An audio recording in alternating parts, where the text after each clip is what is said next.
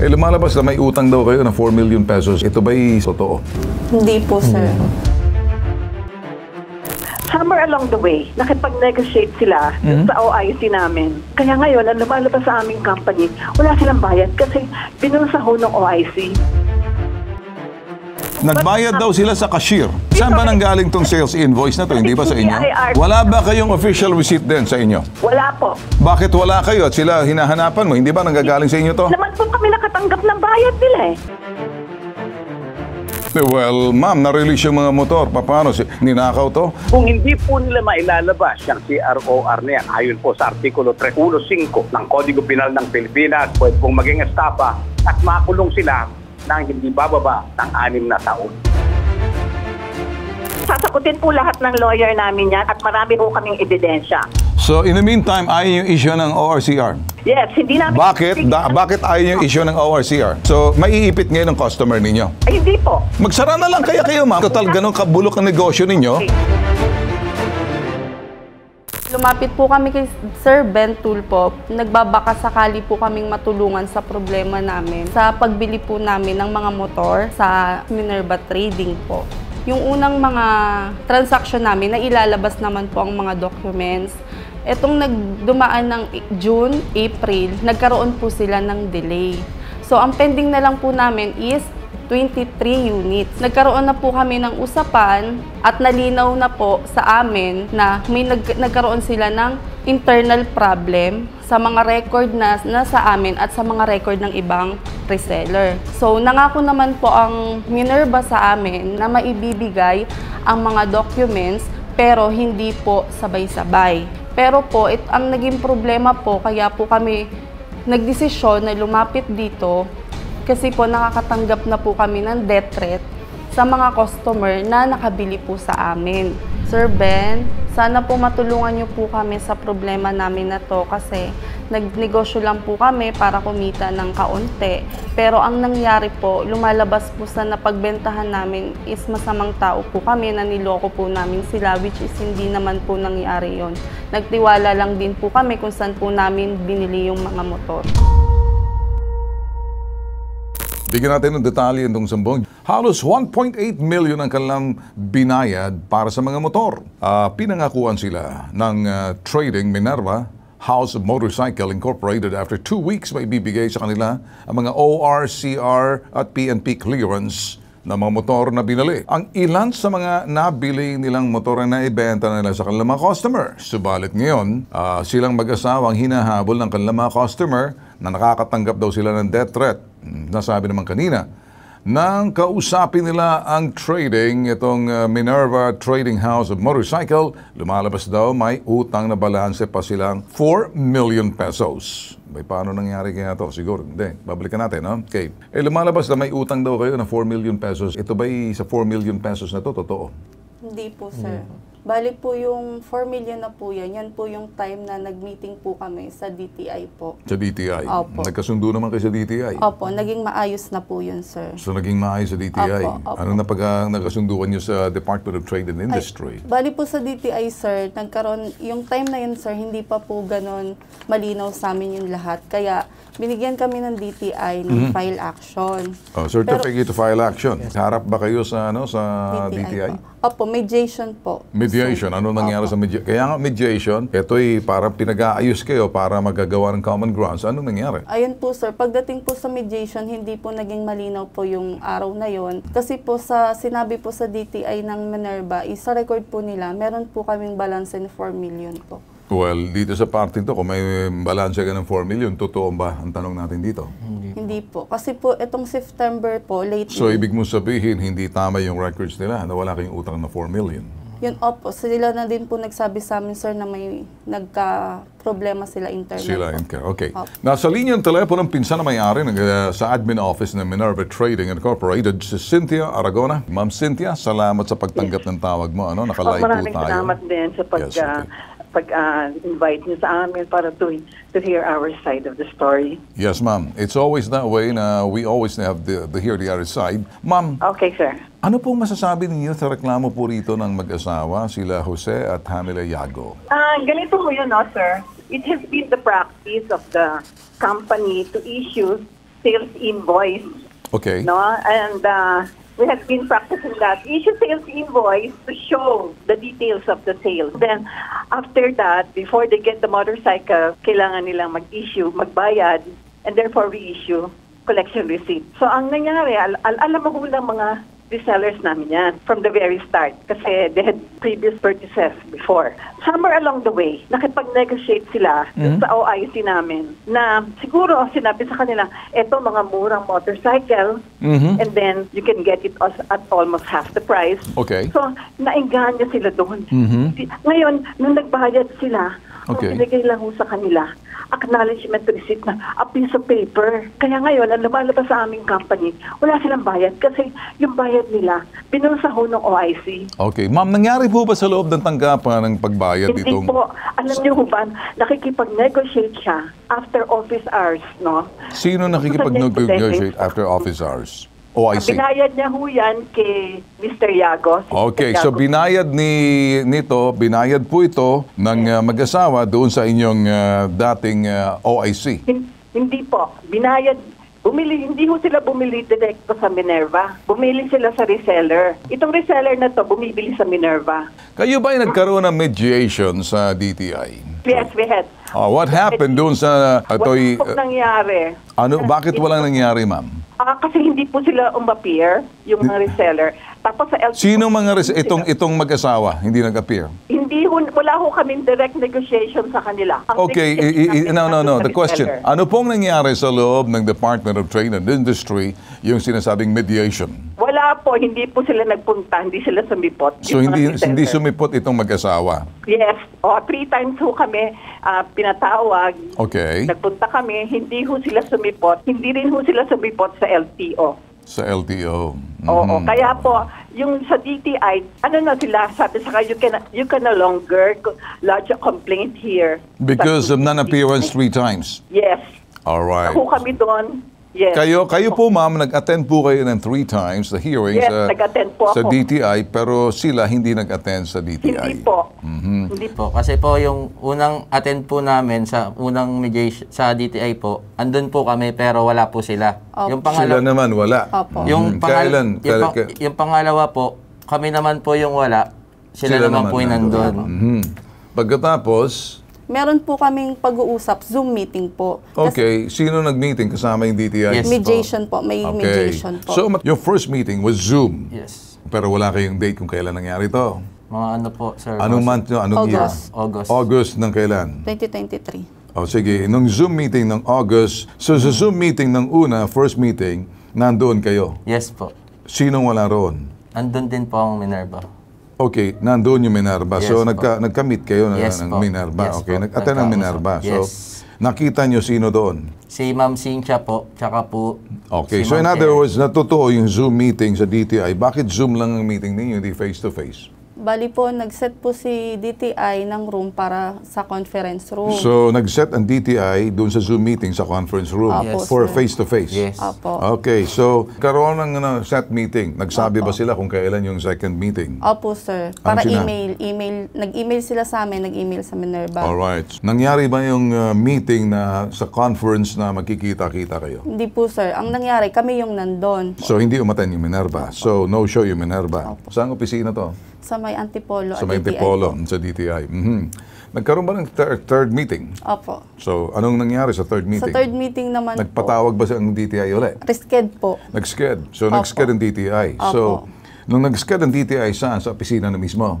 Opo, sir. Doon po ulit sa Doon po ulit sa conference room na Opo. yon. Pumunta kayo. Kami naman po ang di nakapunta. Okay. Opo. Nag-set ng conference, kayo naman di naka-attend. Opo.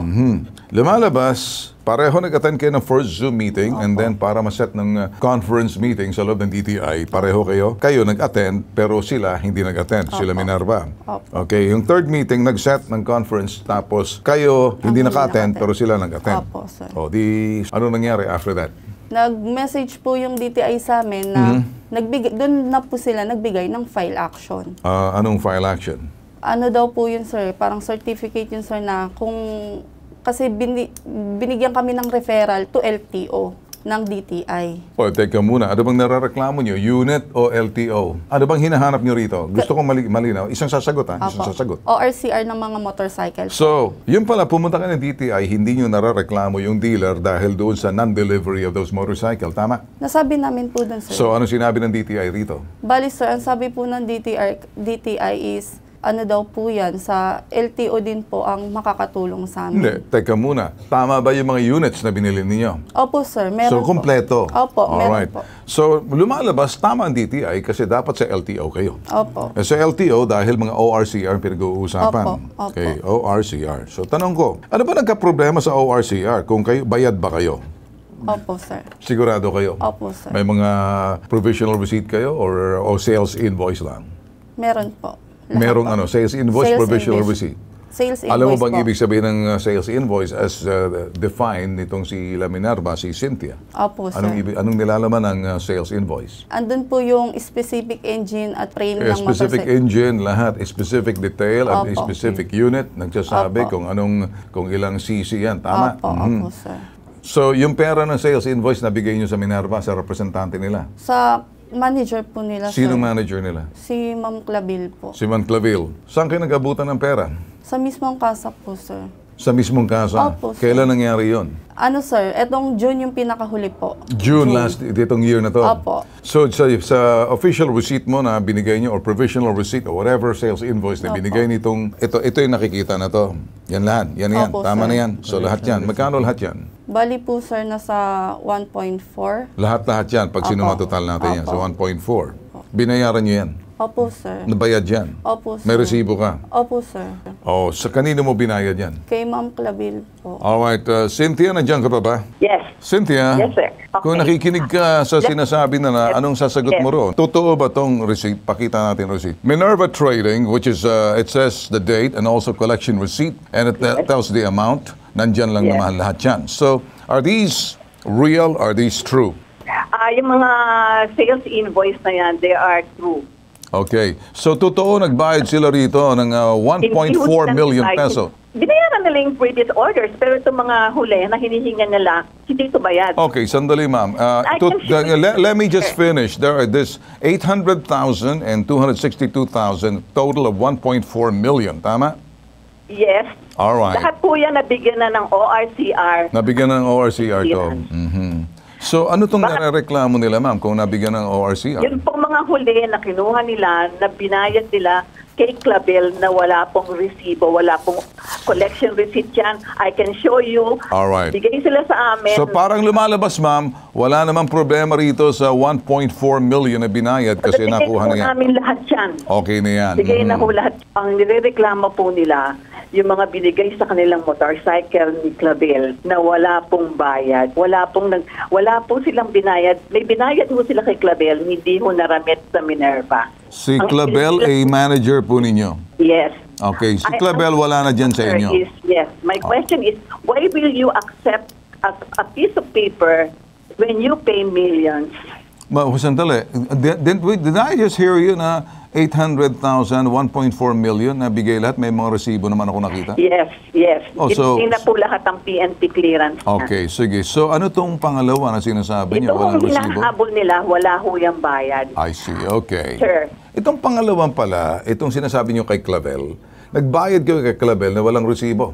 Tama? Meron po, sir. Tama. Meron po, sir. Nasaan yung resibong pangalawa na binigay niyo kay Clavel na si Clavel no longer around?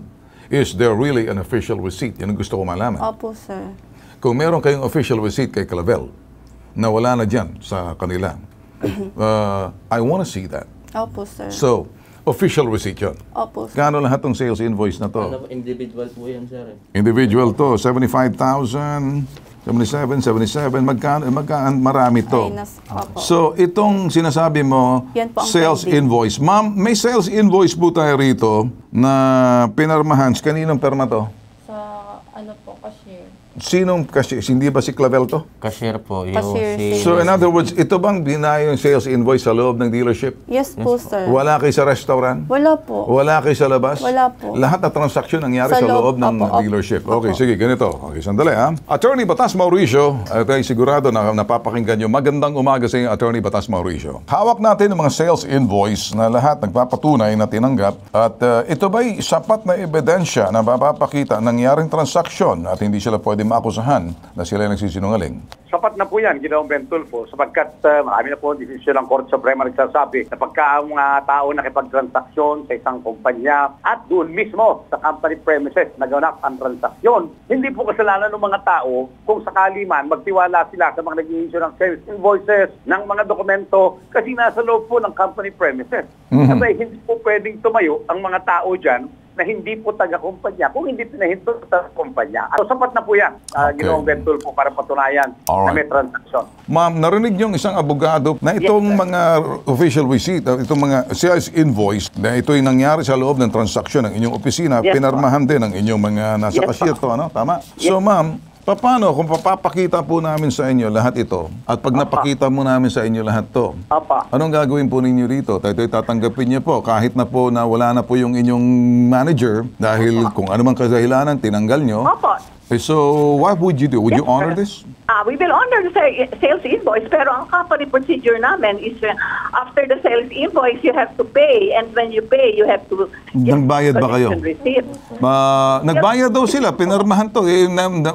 Saan kayo nagbayad? Yes, yes. Nagbayad daw sila sa cashier. Hindi po ba sila, hindi ho yan. Hindi ba dapat ang cashier mag-i-issue ng receipt, ma'am? Collection receipt. Kaya nga, ma'am, saan ba nanggaling tong sales invoice na to? Hindi ba sa inyo? PIR code 237 Hindi. that we can issue sales invoice, and upon issuing sales invoice, when they pay, they have to, we will issue collection receipt. Alam po yan ni Mr. Yago because he has previous purchases with our company. That is our company procedure. When you, we issue So, ma'am, invoice- hinahanapan mo sila ng official receipt. Yes, Wala ba kayong official receipt din sa inyo? Wala po. Bakit wala kayo at sila hinahanapan mo? Hindi ba nanggagaling sa inyo to? Naman po kami nakatanggap ng bayad nila eh. Teka muna, saan ba? Nagbayad ba kayo? Binayad po nila yung... Attorney Batas Mauricio, may kunting problema rin. How do you settle this? Maybe kayo, abogado rito, para malaman nyo. Ay pong may papayo dito. Lalo na, meron pong mga ganyang sales invoice at may pagpapatunay na nagbayad sapagkat, nakuha naman po yung mga gamit na binayaran. Hindi Nakuha naman ba? i-release yan. Nakuha. Yes, nakuha. Na-release. Na-release po eh. Paano namang makukuha yung gamit? Anong i-release nung sinasabing pinalis na manager nila dyan kung hindi po talaga transaksyon ng kumpanya yan. Diba? Kung wala pong resibo ang kumpanya, iimbestigahan po yan ng BIR, Ginoong Ben Tulfo. Okay, ma'am, yun dyan, narinig niyo po si Attorney Batas Mauricio. Ito ay para gabay po sa atin bilang third party to tell us exactly the law is a law. Yes, in fact, we have already filed charges and we have already... Well, ma'am, you can file charges, pero protocol-wise, procedure-wise, don't you think that you keep your own receipt? What? Of what? Official Of receipt. the official receipt? We Yes. cannot give the official receipt because there is no payment. Well, ma'am, na-release yung mga motor. Paano? Ninakaw to? Don't you think na may problema rito sa manager ninyo? Kasi nawawala ngayon, sinibak ninyo. Why don't you call a manager ninyo yung dati? Ang nagtatago na ho yung manager. Well, then file a case against that person. Oh, we have already... Well, even then, it doesn't save you for the Yes, responsibility. sir, we have already filed cases. Well, sir. so ibig sabihin, bakit mapiperwisyo itong mga tao sa problema ninyo sa loob ng inyong kumpanya? Attorney Batas Mauricio, are you listening? Problema po dyan, kahit pinaalis nila yan, may tungkulin po sila maglabas ng resibo, magbigay ng mga opisyal na dokumento. Hindi po komo dinimanda na nila yung tao nilang dati. Hindi po komo pinaalis na nila. Wala na silang tungkulin, kilalanin yung mga transaksyones dahil maliwanag galing po sa kanila yung mga gamit. Legal po transaksyon, hindi po pwedeng talikuran yan ni Ms. Minerva o kung sino man siya dahil ang ituturo natin dito sa mga tao, sampahan po ng kaso sa Bureau of Internal Revenue Okay. kapag hindi po nag-i-issue ng mga resibo. Ba't hindi kayo binigyan ng official receipt? Ayan lang po yung binigay. So, sino nagbigay sa inyo nito? Yung cashier po, tsaka Yung yung cashier. manager. Yung cashier, sino yung cashier? Si Leslie po. Si Leslie. Ma'am, may empleyado ba kayong Leslie dyan na cashier? Yes, meron. Bakit hindi niyo Wala imbestigahan si Leslie? Yes, she was terminated, yes. No, lahat na lang ata, tinerminate nyo, ma'am. Baka pati butike, pusa, i-terminate nyo All na. of them are in collusion with each other. Well, you can say that to the court, but in the meantime, attorney, narinig mo na? There's proof that they have colluded. Okay, now attorney, anong pakialam ko nag-collusion sila pero at the same time, nabigay ng mga motor. So, nabigay ng mga motor sa inyo?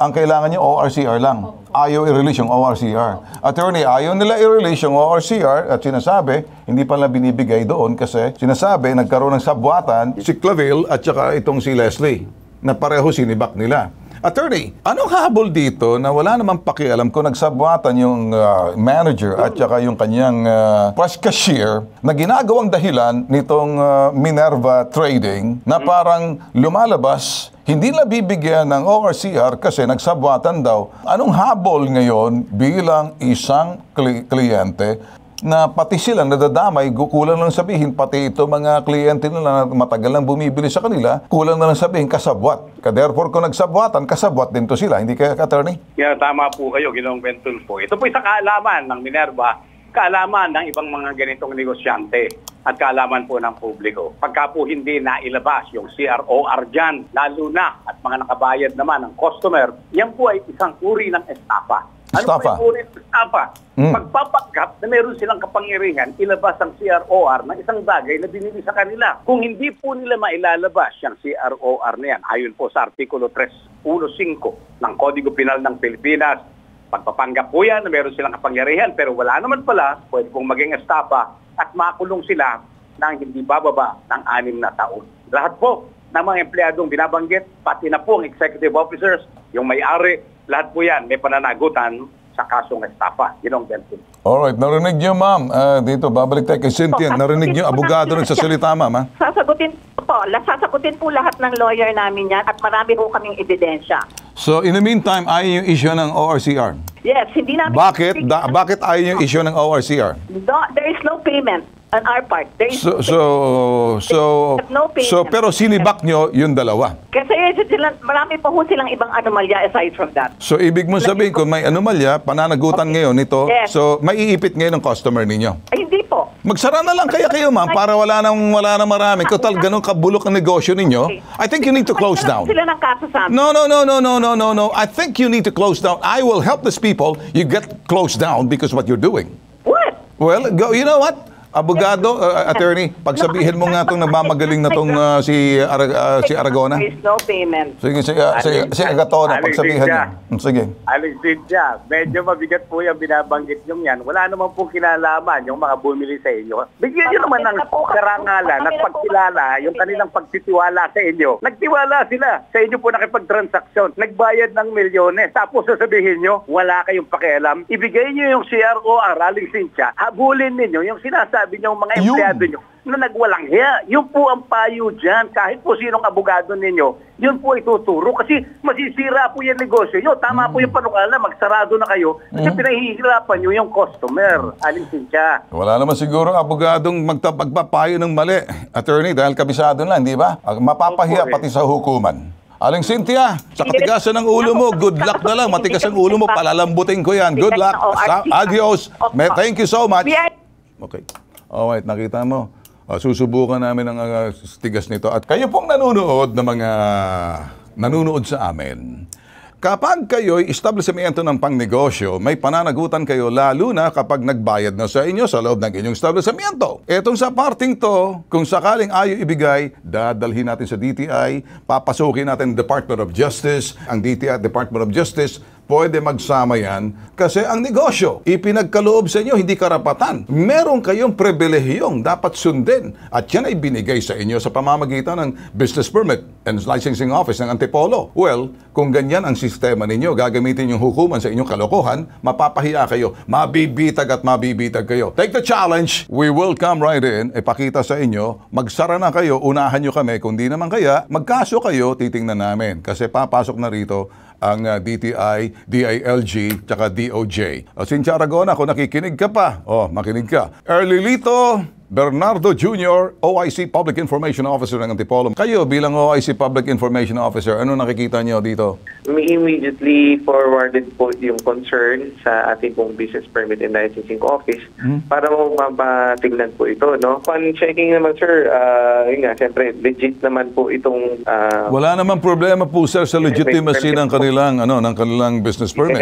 Wala pong problema doon sa legality ng kanilang pag-business, meron silang permit. Yes. So ang magiging ano na lang, sir, siyempre yung naging transaction nga po, yung binabanggit po inyo. So kami po, as the regulatory office, ang ginawa po ng ating DPLO, nagpadala po sila agad, sir, first thing in the morning ng letter doon po sa Minerva Trading na subject po ng complaint. Ngayon po ay mga pinagpapaliwanag po natin sila, no? Yes.